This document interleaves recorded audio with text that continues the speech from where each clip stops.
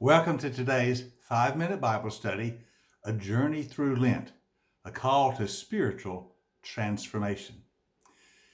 In yesterday's session, as we began Lent, we saw that this season it summons us to grow deeper in Jesus.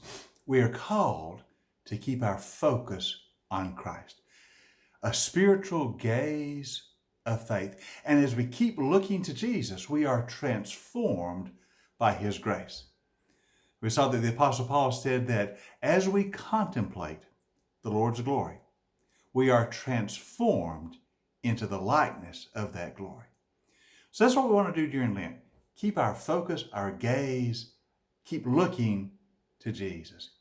You remember the old gospel chorus, turn your eyes upon Jesus, look full in his wonderful face, and the things of earth will grow strangely dim in the light of his glory and grace. That's what we want to do in these days of Lent. Now, we want to spend this Lenten season, these devotional times, these Bible studies, in talking about how we do that, how we maintain our focus on him, how we keep our eyes looking to Jesus. And we're going to begin that today by reading from Matthew chapter 4, verses 1 through 11. Now, this is a very familiar passage to us, a passage we normally refer to as the temptation of Jesus. I'm reading it for a very specific reason, though. You may have often wondered why the season of Lent contains 40 days. There are 40 days of preparation before Easter. That is Lent. But why 40 days? Well, we find the answer in the story of the temptation of Jesus. Matthew chapter 4, verses 1 through 11. So Jesus was led by the Spirit into the desert to be tempted by the devil. After he fasted for 40 days and 40 nights, he was hungry. The tempter came to him and said, if you are the Son of God, tell these stones to become bread. Jesus answered, it is written, man does not live on bread alone, but on every word that comes from the mouth of God. Then the devil took him to the holy city and had him stand on the highest point of the temple. He said, if you are the Son of God, throw yourself down. For it is written, he will command his angels concerning you. They will lift you up in their hands. You will not strike your foot against a stone. And Jesus answered, it is also written, do not put the Lord your God to the test. Again, the devil took him to a very high mountain and showed him all the kingdoms of the world and their splendor. All this I will give you, he said, if you will bow down and worship me. Jesus said to him, away from me, Satan, for it is written, worship the Lord your God and serve him only. Then the devil left him, and the angels came and attended him.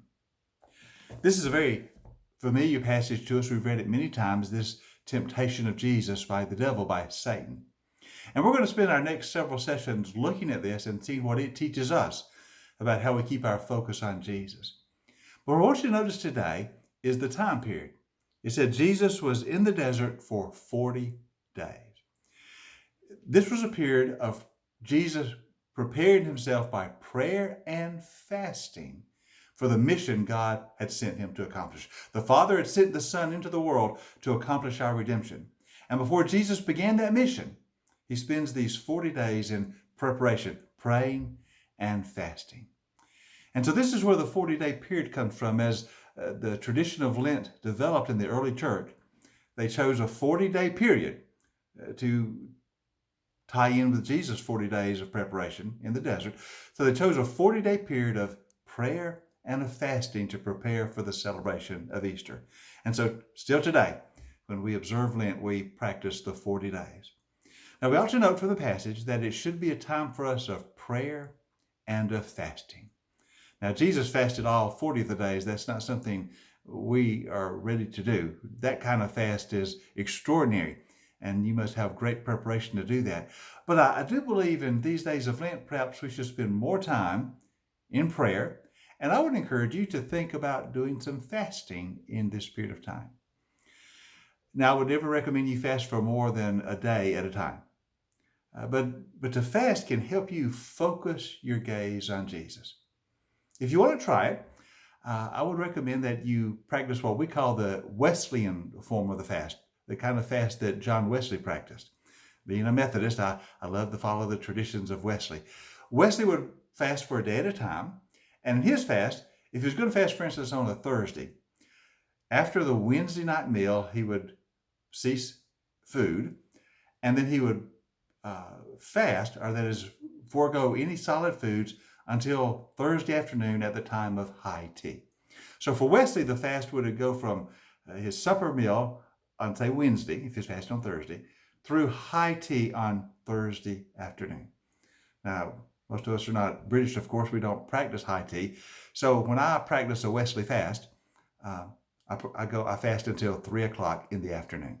It's just time I've chosen. It works pretty well. So if I'm going to fast tomorrow, then tonight after my evening meal, I won't take any more solid food until 3 o'clock tomorrow afternoon. That is a Wesleyan model of fasting. Now, when you're fasting, you don't eat any solid food, but you do drink lots of liquids, lots of water, perhaps juices. So you drink lots and lots of fluids, but you do not partake of solid food. So that might be something you want to try a few times during the season of Lent. Now, the reason for fasting is not just to go without food. It's not so you'll get hungry. The reason for fasting is to focus more on Jesus. By giving up food for a short period of time, you'll focus more on prayer and you'll focus more on Jesus. You will not, in that period of fasting, partake of solid food, but you will partake of heavenly manna, heavenly food, by focusing more on Jesus. So I would recommend that to you. Sometime during Lent, you're not going to do a lot of this if you're not used to it, but pick a day or so and practice the fast until 3 o'clock in the afternoon. Don't eat solid food until then, but drink lots of fluids. And during that time, focus on Jesus. You've given up something so that you might focus more on Christ. Really, when you fast in order to feast. You fast from solid food that you might feast on heavenly food, that is, on Jesus, for Jesus is the bread of heaven given to us. So as you go through these 40 days of Lent, I might encourage you to try that a time or two. A day of fasting to about 3 in the afternoon. Fast from solid food for one day until 3, that you might feast on Jesus. That will help you keep your focus on Jesus. Try it. I think you'll find it is of spiritual benefit to you. Now, in the next few days, our next few sessions, we're going to look at the temptations of Jesus, and we're going to see how the tempter tries to distract us from our mission for God. How the tempter, through his temptations, tries to distract us from focusing on Jesus. And we'll learn how to avoid these distractions and keep our gaze on Jesus. But that will be for the next few sessions. You have a great day today, and I'll see you next time for our 5-minute Bible study, A Journey Through Lent, a time of spiritual transformation.